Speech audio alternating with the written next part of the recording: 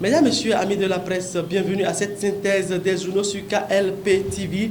Et nous démarrons tout de suite avec Fraternité. Législative de 8 janvier 2023, 3 jours, 0 candidature déclarée à la Sénat. Rendez-vous donc mercredi pour la grande bousculade, annonce Fraternité, qui nous propose par ailleurs tout sur le processus qui a conduit à l'élaboration de la liste du bloc républicain. Promotion des droits humains, c'est un autre titre à retrouver à la une de Fraternité. Le processus, c'est de l'examen périodique universel et le projet RHRN2 présenté au public. De renfort pour l'Union démocratique pour un Bénin nouveau, la coalition Bénin en route de Jean-Baptiste Honguet adhère désormais à l'UDBN.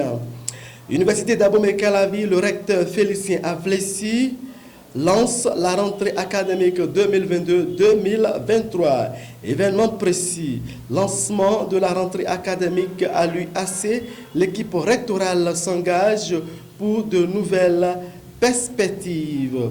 Travaux de l'audit recommandés à la LEIP pour les législatives, les listes électorales plébiscitées.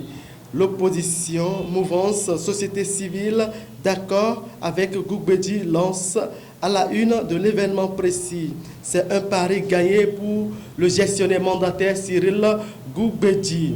6 599 223 électeurs attendus au scrutin compte donc l'événement précis. Législative 2023, Expérience Tabé annonce une 9e législature représentative et digne.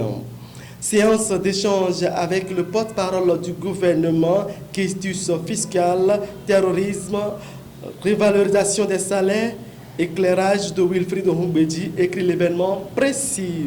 Matin libre, législative 2023, dépôt des dossiers, inquiétude dans le rang de l'opposition, plus de 250 quitus non délivrés à 112 heures de la fin à l'aide Matin libre, qui revient par ailleurs sur le 77e anniversaire des Nations Unies.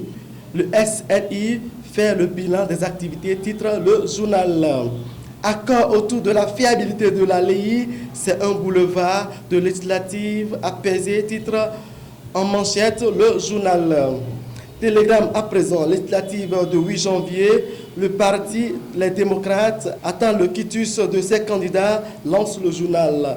Toujours à propos des élections législatives, le quotidien fait remarquer que 3 jours après l'ouverture des dépôts des dossiers, la Sénat attend toujours les partis politiques. La presse du jour, commune de Malanville, les populations vaquent normalement à leurs occupations. C'est un reportage à retrouver en manchette de ce quotidien. Gassiani informe, Fédération béninoise de football, les femmes sont à l'honneur. Un chrétien doit-il célébrer la fête de Toussaint? La réponse assez pragmatique du prophète Justin Olani.